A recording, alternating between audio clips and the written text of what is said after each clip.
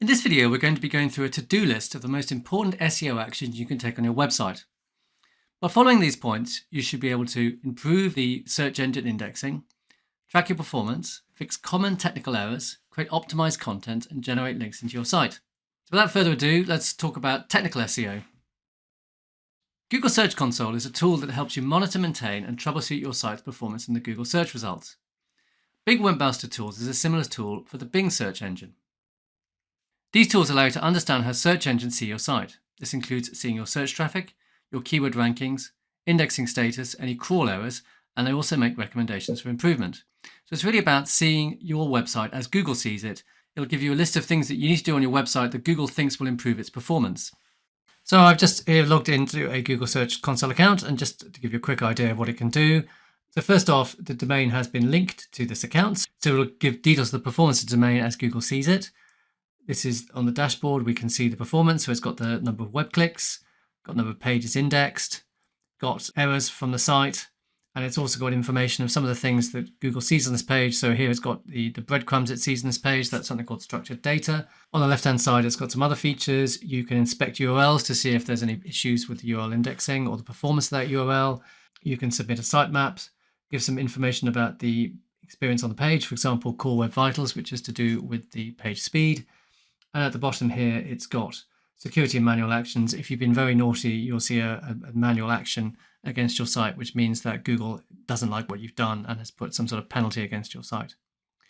Very similar tool available for Bing. Again, this is a tool which allows you to see the website as Google sees it, and that allows you to make optimizations and improve your performance. The second important thing you can do to track your online SEO performance is to install Google Analytics for your site. Google Analytics is a free web analytics tool. It tracks the number of users you get to your site, where they come from, and what they do when they get there. Google Analytics is a great tool for any website owner, and it can help you across all your marketing channels, including paid search, social, and affiliates, for example.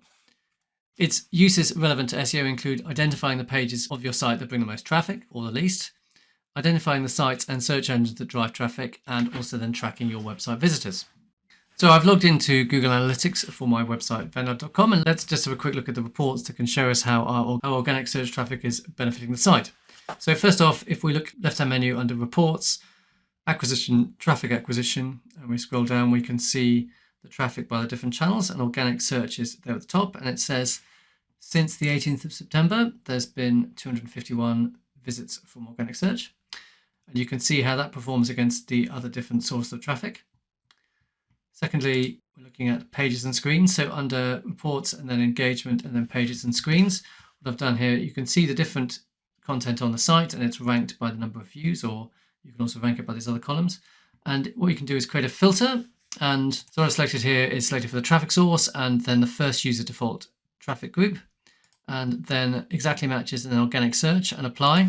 That'll show us the content on our site which is driving the most organic traffic. So we can see here, downloading a category-specific inventory flat file from Amazon is creating the most organic traffic for this website. Adding a sitemap is a vitally important SEO activity.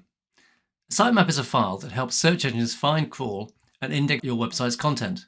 It is a list of the content of the site, and by submitting these to Google Search Console, Google will index your site more quickly. So this is what a sitemap looks like. It's in something called XML. Now we'll just go to a website to see what it looks like in the wild. Here is a sitemap from one of my websites, which is Hello Baby, and they're normally found in the root directory. Here it's found in sitemap.xml.com. And what is happening is the CMS, in this case Shopify, is creating a list of the site's pages and the content of those pages, including the images, and that is submitted into Google Search Console or Bing Search Console. A _.txt file tells search engines which pages and files it should or should not crawl. They control how web crawlers access and index your site and show your content to searchers. This is very important to get right. Done properly, it will stop search engines from wasting time indexing the wrong pages. If done wrong, it will block Google from indexing relevant pages on your site. The robot.txt file is found in the root directory. Here is an example, hellobabydirect.com/robots.txt. You see at the top here, it says disallow. These are pages that Google is being told not to index. So you use this to prevent Google from indexing things like your cart or duplicate content pages that you don't want to be indexed. As well as making your site more secure, sites with HTTPS enabled rank higher in the search results. Viewing your browser's URL bar, you can confirm that your site sits on an HTTPS server. A padlock symbol means that the site is secure. You can see on this website, that little padlock symbol there means that the site is secure. If you click on it, it'll give you some more information, say the site is secure. Returning to Google Search Console, there are a number of reports you need to pay attention to. The first is you need to find and fix your crawl errors.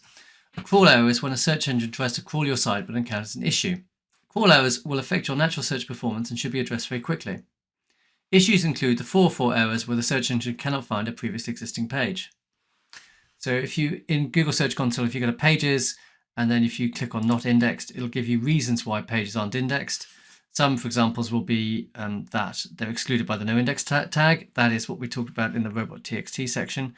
But others will be, for example, this 404 not found, 74 pages on this site. If you click on that, it'll give you a list of those pages, and those pages need to be redirected.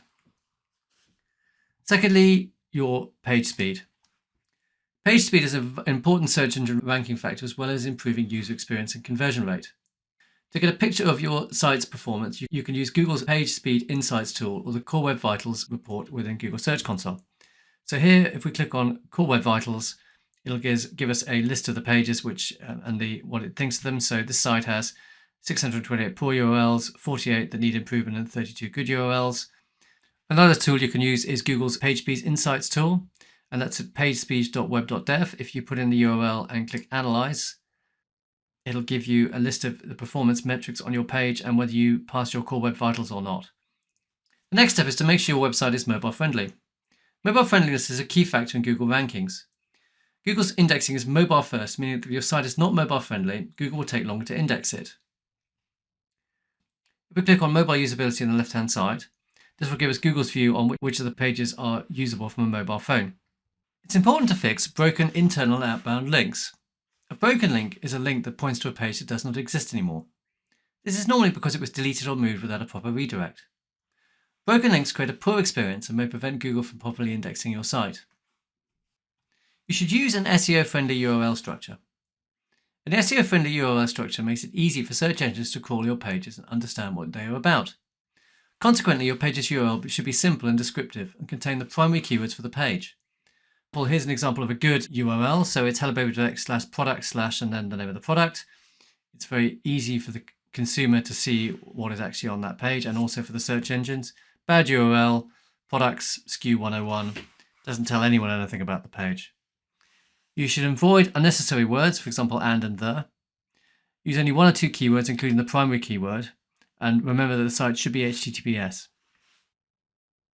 Structured data helps Google understand more about your site and also present your information better in the search results.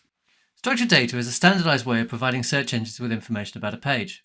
This includes prices, reviews, and product descriptions. To submit structured data for a page requires implementing HTML formatting called schema. Schema presents content in a way that search engines can understand. On CMSs like Shopify and WordPress, a plugin is usually the easiest way to add structured data to a page. So, for example, if you have a site which is about recipes, there'll be structured data for recipes, and that will enable Google to pull out information like the ingredients and also these ratings here.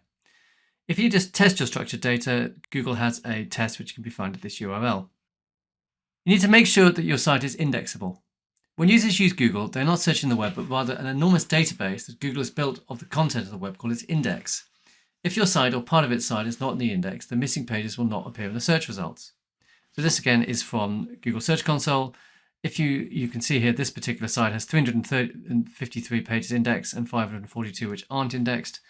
From your CMS, you should be able to know how many pages or products there are and therefore get a good idea of what percentage of your site is indexed. You should aim for as close to 100% as possible. If the number of pages in your site and the number of pages that Google has indexed are different, there could be a number of reasons. One is that it could be excluded by the robot.txt file. Pages could be behind a login or a form, or there could be no crawl path to that page. Creating optimized content in your site is a vital part of SEO. The first stage of this is researching keywords. Even if you do not do extensive keyword research at each page on your site, you should have a primary keyword you want to rank for. For a product, this could be the full product name, including the brand. Once you've researched your keyword, you need to create high-quality, unique content. The content on your site should be written primarily for users and should be carefully written, well laid out, and unique to your site. Quality content which is not available anywhere else will naturally attract incoming links. Furthermore, Google rewards unique content which is frequently updated. There are a number of areas of the page you need to focus on when you're optimizing your content. These are the title tags, meta descriptions, headings, image alt text, the body text, and also you need to make sure that you use internal linking between the page to pass around the search engine authority. By using SEO plugins and tools, you can search for problems with the content on your site, including missing, duplicate, or truncated content. So, for example, duplicate, missing, or truncated title tags and meta descriptions. Finally, let's talk about off-page SEO. If you run a local business, you must create a Google Business Profile. Google Business Profiles are a great way to reach customers via Google Search and Google Maps for people searching for local products and services. So, for example, if we do a search for restaurants near me, Restaurant St Albans, this information here is taken in part from a Google Business Profile. Finally, link building is a critical Google ranking factor. Two easy ways of building links quickly are firstly to replicate your competitors' backlinks. There are a number of tools which you can use to analyze your competitors' backlinks, then you can contact those sites and try and get those links for yourself. And also look at low-hanging fruit. It could be that you have suppliers or business partners or local organizations that will link to you.